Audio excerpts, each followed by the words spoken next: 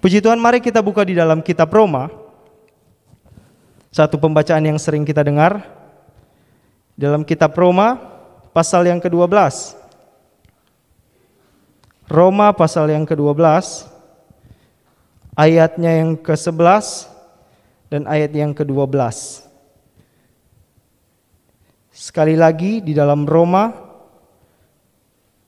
pasal yang ke-12 ayat 11 dan 12. Saudara duduk saja di tempat saudara, saudara simak di Alkitab masing-masing. Saya akan bacakan untuk kita semua. Dalam nama Tuhan Yesus Kristus. Janganlah hendaknya kerajinanmu kendor, biarlah rohmu menyala-nyala, dan layanilah Tuhan.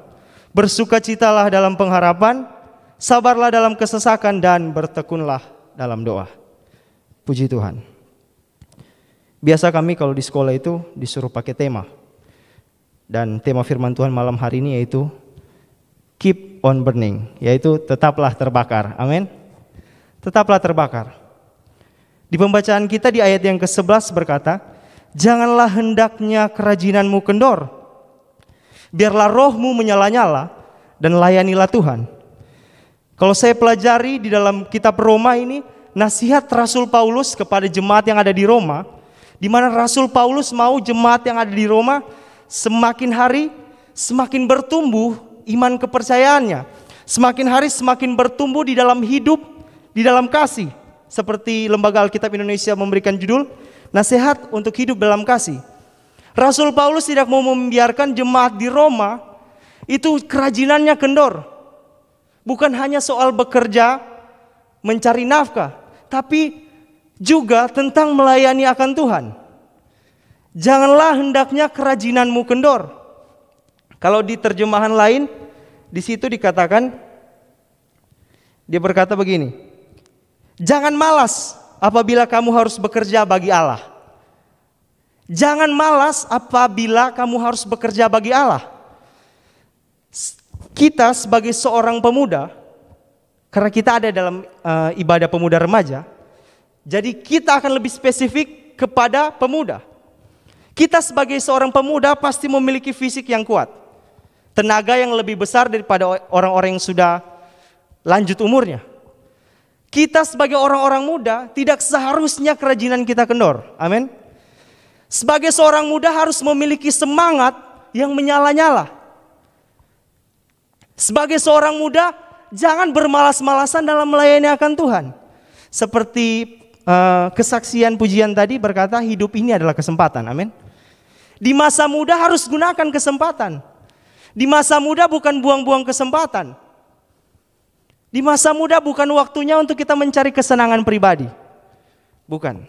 Tapi di masa muda, waktu kita untuk rajin bekerja di ladangnya Tuhan. Amin. Waktunya kita untuk memberikan yang terbaik kepada Tuhan. Janganlah engkau bermalas-malasan dalam bekerja untuk Tuhan.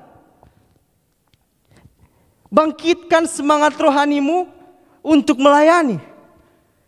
Pada situasi saat ini, kerohanian banyak orang semakin turun karena keadaan. Keadaan mempengaruhi iman percaya manusia saat ini. Di situasi yang sangat sulit ini, di mana-mana harus pakai masker, kemana-mana harus jaga jarak, kemana-mana harus ini itu. Terlalu banyak pembatasan, bahkan ke gereja pun harus dibatasi. Itu membuat semangat yang pernah kendor semakin kendor.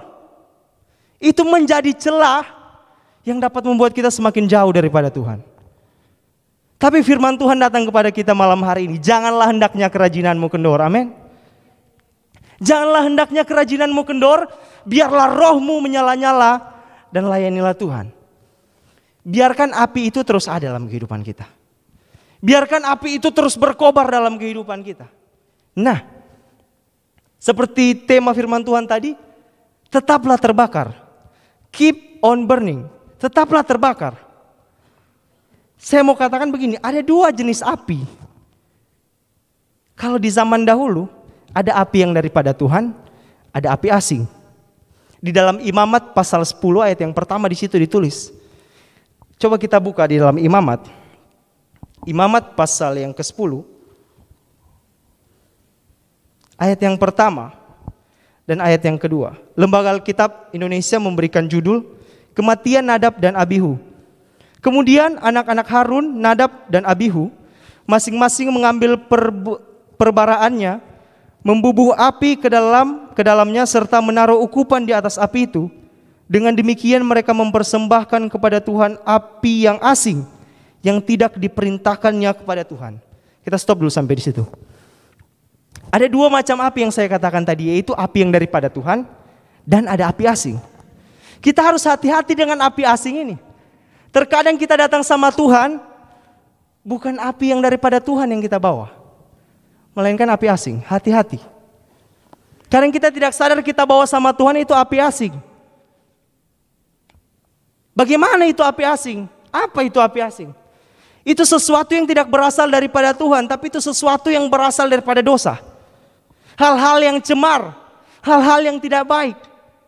Pada saat kita datang kepada Tuhan dengan hal-hal demikian, dengan tidak tulus hati, sama saja kita bawa api asing sama Tuhan. Konsekuensinya apa? Di ayat yang kedua berkata, maka keluarlah api dari hadapan Tuhan, lalu menghanguskan keduanya, sehingga mati di hadapan Tuhan. Zaman dulu, orang yang cemar, apalagi imam, kalau mau mempersembahkan sesuatu kepada Tuhan, dia langsung mati di tempat. Dia langsung mati, tewas. Zaman sekarang banyak orang bawa api asing, tapi karena kasih karunia, Tuhan memberikan kesempatan. Tapi malam hari ini kita harus belajar, jangan pernah bawa api asing kepada Tuhan, amin. Jangan pernah bawa api asing, konsekuensinya parah. Konsekuensinya sangat parah kalau kita bawa api asing sama Tuhan. Memang sekarang belum. Mungkin bisa saja saudara datang ke gereja dengan segala macam dosa yang terus-menerus saudara hidupi. Beda orang jatuh dalam dosa dan hidup dalam dosa loh. Beda. Kalau orang hidup dalam dosa, dia terus-menerus melakukannya, tidak berhenti. Sudah dikasih firman masih lakukan, kasih firman masih lakukan, itu orang hidup dalam dosa. Tapi kalau orang jatuh dalam dosa, dia akan bangkit. Dia akan berubah. Jangan pernah mau hidup di dalam dosa. Agar api asing itu tidak ada. Biarlah api Tuhan yang selalu membakar kehidupan kita, amin. Biarlah api Tuhan yang terus menyala dalam kehidupan saya dan saudara. Di dalam masa muda, bentuk dan pertahankan api yang ada. Api yang benar di hadapan Tuhan. Saya sangat rindu, punya kerinduan begini. Saya mau pemuda remaja itu semangat. Saya mau pemuda remaja itu kalau datang memuji Tuhan itu persembahkanlah yang terbaik sama Tuhan. Persembahkanlah semua sama Tuhan. Kadang orang untuk memberikan yang terbaik gengsi. Saya mau katakan saudara datang ke gereja bukan untuk pandang kiri kanan, depan belakang. Bukan untuk memperhatikan orang lain, tapi untuk menikmati hadirat Tuhan. Amin. Saudara datang untuk menikmati hadiratnya Tuhan. Bukan untuk memperhatikan orang lain, tidak. Firman Tuhan tidak pernah bilang saudara kalau datang kepada Tuhan itu lihat kiri kanan. Lihat, perhatikan orang ini bagaimana. Bukan. Tapi saudara, firman Tuhan ajarkan datang sama Tuhan itu menikmati hadiratnya Tuhan. Kita harus menikmati hadiratnya Tuhan. Untuk menikmati kita harus punya apinya Tuhan. Kita harus hidup sesuai dengan maunya Tuhan. Kita harus hidup dengan cara yang Tuhan inginkan. Makanya dibilang janganlah hendaknya kerajinanmu kendor. Biarlah rohmu menyala-nyala dan layanilah Tuhan. Kadang orang rajin kalau bekerja karena apa? Dapat upah. Orang rajin untuk berusaha karena apa? Dapat balasannya. Tapi saya mau katakan, kalau datang sama Tuhan, jangan pernah hitung untung rugi. Amin. Jangan pernah hitung-hitungan kalau datang sama Tuhan. Segala sesuatu yang saudara lakukan untuk Tuhan, jangan pakai hitung-hitungan, kalkulator, matematika, tidak. Tidak cukup untuk membalas kebaikan Tuhan. Seluruh hidup kita ini saya katakan masih sebenarnya belum cukup. Masih belum cukup dengan pengorbanan yang Tuhan berikan. Terus apa alasan kita untuk tidak memberikan yang terbaik sama Tuhan? Tidak ada. Jadi makanya kita harus persembahkan yang terbaik kepada Tuhan. Hidup ini bukan tentang seberapa banyak yang Tuhan kasih sama saudara. Oh, tunggu Tuhan kasih saya harta berlimpah baru saya datang rajin ibadah sungguh-sungguh.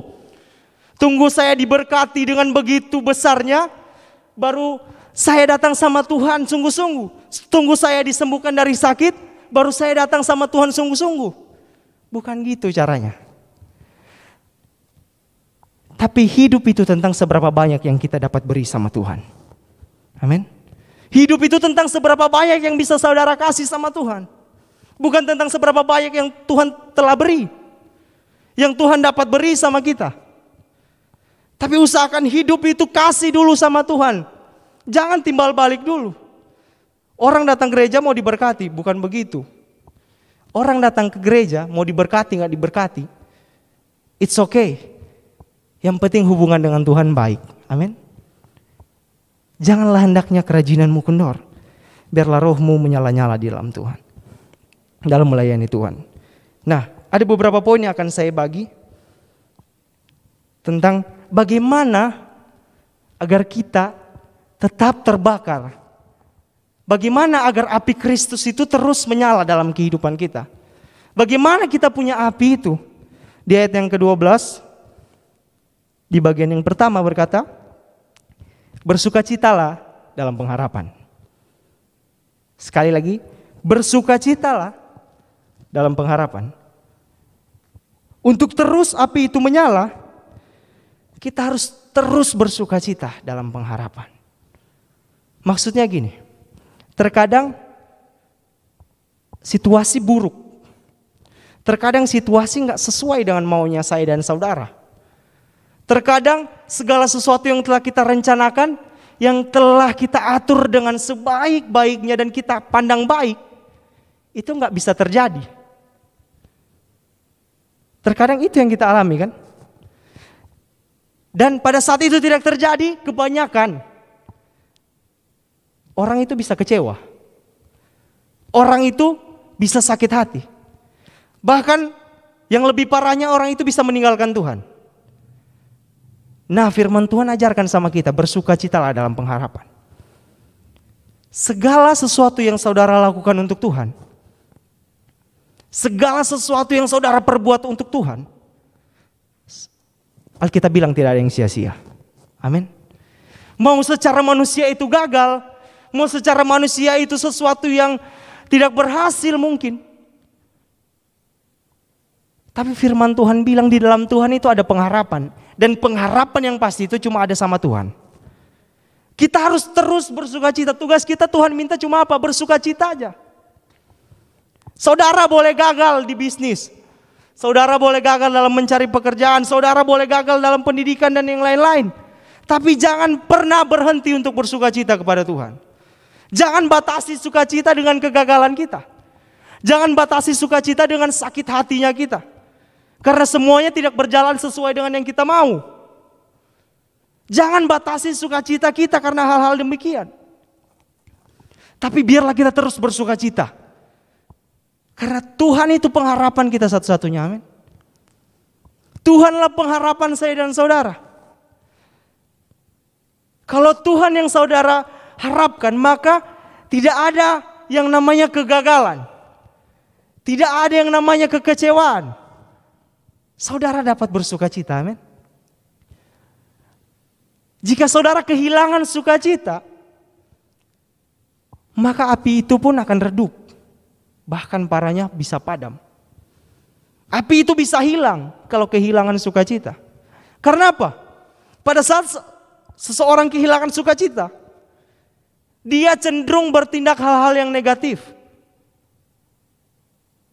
Banyak contohnya.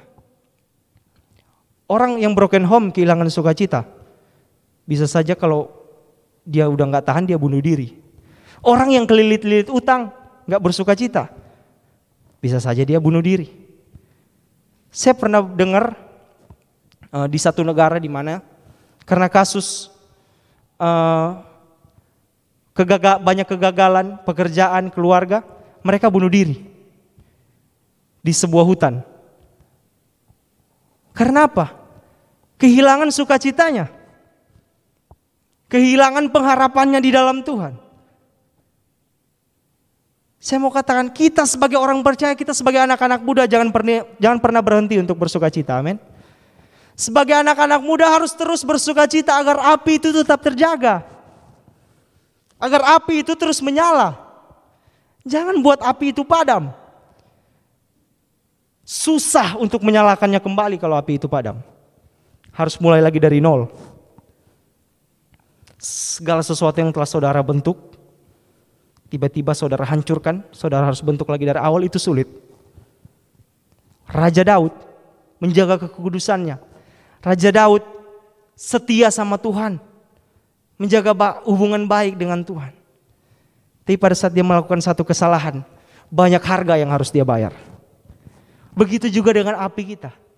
Pada saat api itu padam, ada harga yang besar yang harus saya dan saudara bayar. Maka daripada itu jangan pernah kehilangan sukacita. Supaya api itu jangan padam. Supaya api itu tidak hilang dari kehidupan saya dan saudara. Biarlah rohmu menyala-nyala dan layanilah Tuhan. Saudara tidak bisa melayani, bahkan saudara akan mempersembahkan api asing kalau tidak ada sukacita di hatimu. Mungkin tidak kelihatan secara manusia, tapi Tuhan bilang Tuhan tahu isi hati. Manusia tidak bisa lihat kekecewaan saudara, manusia tidak bisa lihat saudara kehilangan sukacita. Tidak bisa. Manusia bisa menipu dirinya sendiri dengan banyak senyum, tapi padahal dia kehilangan sukacita. Dan pada saat melayani, saudara tahu itulah api asing. Saudara tidak mempersembahkan yang terbaik dari kehidupan saudara kepada Tuhan. Itu api asing. Makanya tetap jaga sukacita itu, pertahankan sukacita itu, bahkan tingkatkan sukacita itu, agar api itu terus menyala. Agar api itu tidak padam. Agar api itu semakin hari semakin besar membakar kehidupan kita. Sebagai pemuda, terkadang kalau di masa muda itu banyak hal yang terjadi yang mengecewakan. Kadang-kadang udah habis kuliah nggak tahu mau kerja di mana, habis sekolah nggak tahu mau lanjut di mana. Kadang-kadang banyak hal yang kita pikirkan apalagi untuk masa depan. Udah kebingungan orang. Bisa saja itu membuat hilang sukacita. Tapi firman Tuhan bilang dengan jelas, bersukacitalah dalam pengharapan. Di surat Rasul Paulus yang ada di Filipi, dalam Filipi 4 ayat yang keempat, di situ berkata bersukacitalah senantiasa. Sekali lagi katakan bersukacita. Dalam keadaan apapun Paulus dapat bersukacita. Paulus dan saya dan saudara itu sama manusia. Sama-sama manusia. Kalau di zaman sekarang mungkin Paulus makan nasi, kita juga makan nasi. Sama. Terus apa alasan kita untuk tidak bersukacita? Tidak ada. Tidak ada. Maka daripada itu bersukacitalah senantiasa. Amin. Yang kedua, bagian yang kedua, yaitu sabarlah dalam kesesakan.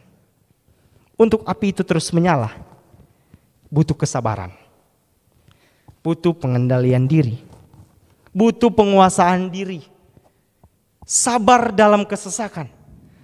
Terkadang kita dihimpit dengan sesuatu yang berat, terkadang kita ditekan sampai kepala harus sampai ke bawah sekali. Terkadang kita diperhadapkan dengan situasi yang sulit, yang membuat kesabaran kita hilang. Dan kita bertindak seenaknya. Itu membuat kita kehilangan api kita. Firman Tuhan bilang sabar. Sabar aja. Apapun yang terjadi dalam kehidupan kita, sabar. Sabar. Seperti tadi kesaksian.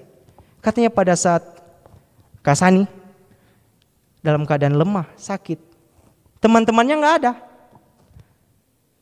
Kalau nggak sabar, kita mulai hitung-hitungan. Saya sudah buat banyak loh buat dia.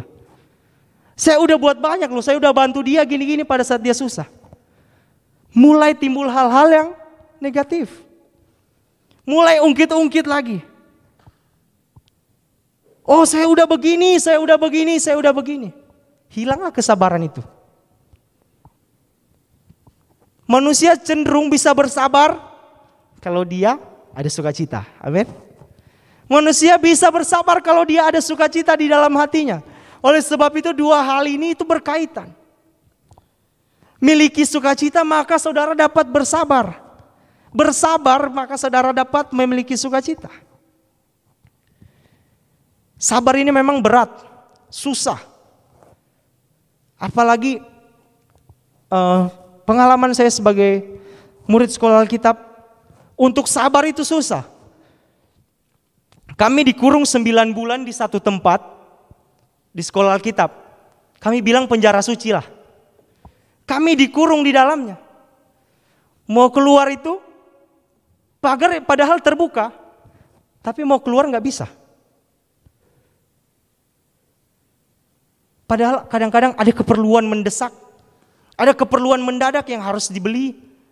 Segala sesuatu kadang udah habis, udah nggak ada apa-apa, harus keluar. Kan di dalam sekolah ada juga yang nggak dijual. Tapi untuk keluar itu nggak dikasih. Terkadang udah minta izin sama staf. Om, kami mau izin keluar begini-begini. Stafnya bukan ngasih malah marah-marah.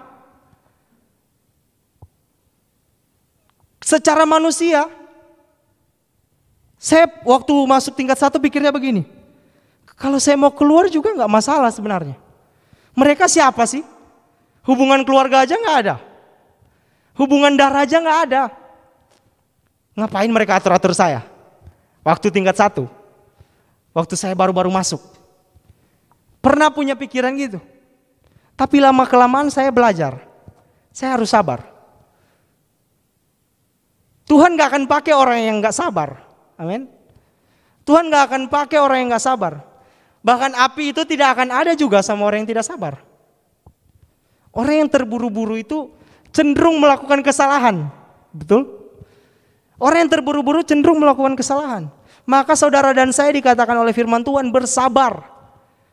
Apapun situasi saudara, apapun kondisi yang saudara alami, sabar aja. Sabar aja. Firman Tuhan bilang, waktu Tuhan itu indah pada waktunya.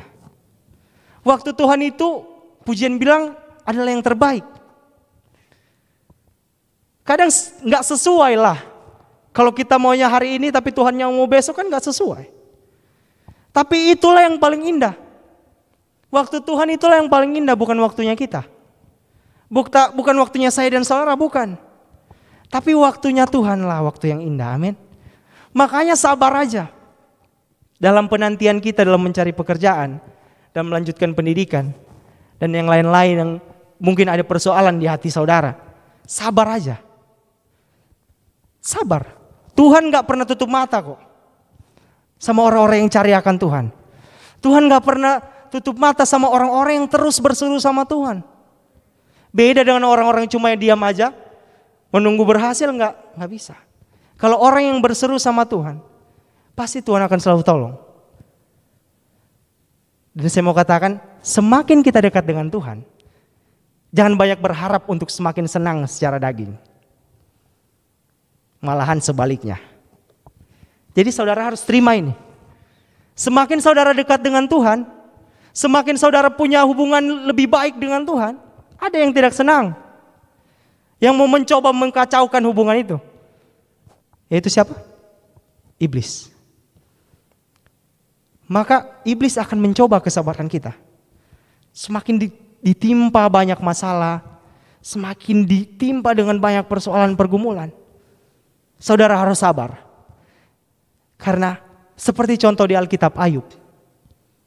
Dalam kehidupannya, Ayub saleh, hidup berkenan sama Tuhan, mempersembahkan korban setiap harinya. Firman Tuhan bilang Ayub senantiasa mempersembahkan korban, gak putus-putus. Tapi apa? Ayub masih aja dapat masalah, bahkan di luar pikiran manusia. Teman-temannya malah menyalahkan dia. Bahkan istrinya sendiri bilang, kutuki saja Allahmu baru mati. Udah gak guna hidup. Udah gak perlu lagi hidup. Tuhan itu udah ibaratnya udah lepas tangan lah sama kamu. Tapi Ayub bilang apa? Engkau berkata seperti perempuan gila. Masa kita cuma mau dapat yang baik dari Tuhan? Yang gak baiknya kita gak mau. Makanya Ayub tetap sabar. Dan apa? Penantiannya gak sia-sia. Tuhan kembalikan 2 kali lipat. Bahkan anak-anaknya dikatakan anak-anaknya adalah perempuan yang paling cantik pada saat itu. Itu buah dari sabar. Amin. Buah dari sabar. Dan sabar itu mempertahankan api kita untuk terus menyala. Sabar itu ibaratkan pagar yang melindungi api kita. Agar api kita itu tidak cemar. Api kita itu tidak padam. Boleh banyak angin, boleh banyak gelombang, badai. Tapi kalau kita sabar, api itu akan terus terjaga. Amin. Api itu akan terus menyala dan tidak akan padam. Makanya kita harus sabar. Bersabarlah dalam kesakan. Dan yang terakhir, yaitu bertekunlah di dalam doa. Bertekunlah di dalam doa. Kadang banyak manusia mau masuk sorga. Kadang banyak manusia mau pergi ke sorga tapi gak pernah komunikasi dengan yang punya sorga. Betul? Cuma bilang, oh saya mau masuk sorga. Sorga nikmat, nyaman. Padahal untuk komunikasi dengan yang punya sorga aja gak pernah. Firman Tuhan bilang, bertekunlah di dalam doa. Firman Tuhan juga bilang, Tuhan itu hanya sejauh doa. Saudara dan saya harus tetap berdoa. Harus terus bertekun di dalam doa. Kata bertekun itu dengan sungguh-sungguh dan tak henti-hentinya untuk berdoa. Amin. Kita harus datang sama Tuhan dengan lebih bersungguh-sungguh lagi. Tanpa Tuhan saya dan saudara gak mampu. Tanpa Tuhan saya dan saudara gak bisa. Karena apa? Manusia terbatas. Ada limitnya. Ada masa waktu expire-nya. Itu manusia. Tapi kalau dengan Tuhan, 5 roti dan 2 ikan kasih makan 5.000 orang. Amin. Sesuatu yang tidak pernah dipikirkan bisa terjadi kalau dengan Tuhan. Amin. Makanya bertekunlah di dalam doa. Bangun satu hubungan yang intim dengan Tuhan. Bangun satu hubungan yang baik dengan Tuhan. Agar api itu terus terjaga. Minta Tuhan untuk kehidupan kita ini jangan sampai jauh daripada Tuhan. Minta kekuatan sama Tuhan untuk kita bertahan di kondisi saat-saat ini. Minta Tuhan untuk kita dapat menghadapi segala sesuatu bersama dengan Tuhan. Minta Tuhan jangan tinggalkan kita. Kalau saudara tidak pernah berdoa, jangan berharap banyak sama Tuhan. Nggak sopan, iya kan? Kalau ibaratnya saudara mau masuk surga, terus saudara nggak pernah berdoa, tiba-tiba, misalnya ini gambaran, saudara sampai di depan pintu surga, terus ketemu dengan Tuhan. Tuhan paling cuma nanya, siapa? Kamu siapa? Tuhan gak akan kenal orang yang gak pernah komunikasi dengan Tuhan. Seperti kita kalau masuk ke rumah orang yang tidak kita kenal, kita dianggap pencuri. Atau orang yang mempunyai niat-niat yang lain, niat-niat yang tidak benar kalau kita masuk tiba-tiba. Makanya punya dulu hubungan yang baik dengan Tuhan. Bangun hubungan yang baik lewat doa. Jangan hanya berharap tapi tidak pernah berdoa. Setidaknya saudara memiliki waktulah sama Tuhan. Waktu pribadi dengan Tuhan. Kalau memang sibuk, 15 menit, 30 menit, 1 jam kalau ada waktu. Bahkan kalau bisa lebih. Dalam 1 hari 24 jam saudara bekerja, normalnya 8 jam. Sisanya saudara ngapain? Sisanya kita buat apa? Pernah gak datang sama Tuhan untuk berdoa? Pernah nggak datang sama Tuhan untuk bangun komunikasi dengan Tuhan? Saya mau katakan, jangan datang sama Tuhan hanya untuk minta-minta loh. Jangan datang sama Tuhan kalau ada perlu. Oh Tuhan, saya perlu ini. Saya butuh ini.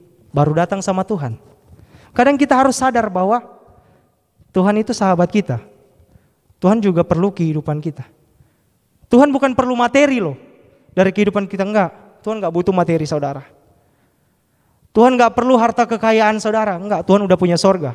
Sorga isinya emas, permata, yang enggak sebanding dengan apa yang kita punya. Bukan itu yang Tuhan cari. Tuhan cuma cari kerinduan saudara untuk berbincang-bincang dengan Tuhan. Tuhan cuma cari kerinduan saudara untuk berbicara, komunikasi yang baik dengan Tuhan. Makanya kita sebagai orang percaya, sebagai anak-anak muda di masa muda kita, pertahankan api itu dengan tetap terus berdoa kepada Tuhan. Karena firman Tuhan bilang dunia semakin hari semakin jahat. Dunia semakin hari semakin ikut keinginannya.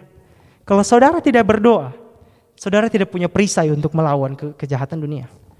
Saudara tidak punya perisai untuk bertahan dari setiap serangan-serangan si jahat. Makanya kita harus terus bertekun di dalam doa. Amin. Janganlah hendaknya kerajinanmu kendor. Saudara boleh bekerja, boleh cari uang, tapi pusatnya tetap Tuhan. Lakukan segala sesuatu seperti untuk Tuhan. Perbuat semuanya seperti untuk Tuhan. Jangan hanya untuk memuaskan keinginan sendiri, tapi hiduplah untuk melayani akan Tuhan. Ingat, Tuhan itu pusat dari segala sesuatu dalam kehidupan kita. Tuhan itu bukan hanya nomor satu, tapi Tuhan itu pusat daripada seluruh kehidupan kita. Puji Tuhan. Demikian kebenaran firman Tuhan. Saya undang pemain musik.